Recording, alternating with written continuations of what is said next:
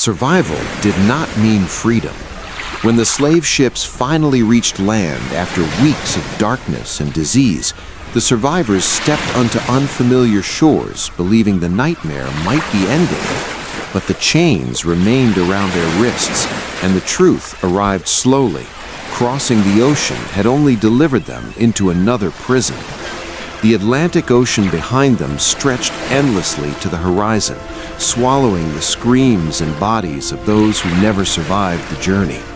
Ahead waited a new world where human beings would be sold, renamed, and forced to build empires they would never belong to. On crowded docks, traders forced the captives onto wooden platforms where buyers gathered. These men studied the survivors carefully, examining their bodies not as people, but as labor to be purchased. Families who had survived storms, hunger, and disease together suddenly faced a cruelty even deeper than the ocean crossing.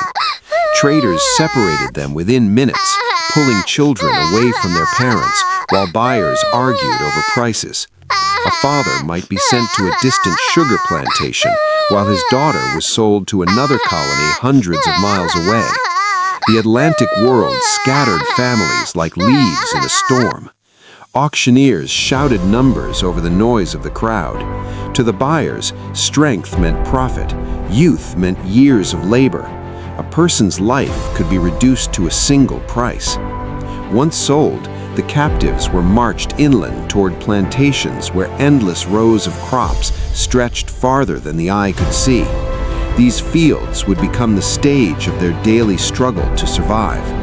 From sunrise to nightfall, enslaved workers bent over the soil, cutting cane and picking cotton. Their labor powered the economies of distant continents. Overseers watched constantly from horseback, carrying whips that cracked like thunder across the fields whenever someone slowed or collapsed. Punishment was meant to break the body and silence the spirit, but human determination has always been harder to destroy than chains. Resistance began quietly. Some workers slowed their pace, others sabotaged tools or whispered plans while overseers looked away. Culture became another form of resistance. Songs carried memories of distant homes across the ocean. Languages blended, forming new words and rhythms that slavery could not erase. Identity survived in the spaces masters could not control. Across plantations, secret gatherings kept traditions alive. Drums, dances, and prayers became acts of courage.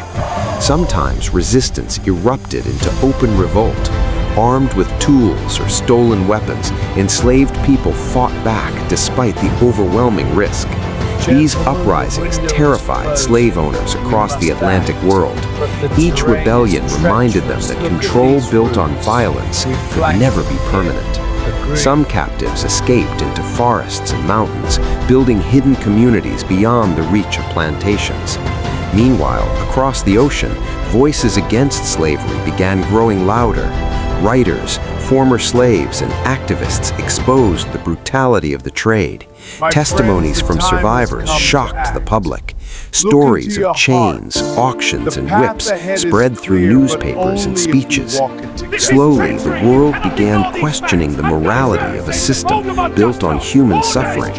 Decades of activism forced governments to confront the trade that had enriched empires. Laws would eventually be written to end the slave trade, but freedom arrived painfully slow. Even after abolition, the scars of slavery shaped societies across continents for generations. Beneath the Atlantic waves lies the largest unmarked grave in human history. Millions never survived the voyage. Their names vanished into the sea. The ocean carries their memory even when history forgets. Yet their descendants carried forward culture, language, and strength across centuries. The music, food, faith, and traditions born in bondage survived attempts to erase them. Remembering this history is not about guilt, it is about truth. The ocean stayed silent, but remembering is how the drowned still speak. If this story moved you, share it, because silence is how this history once survived.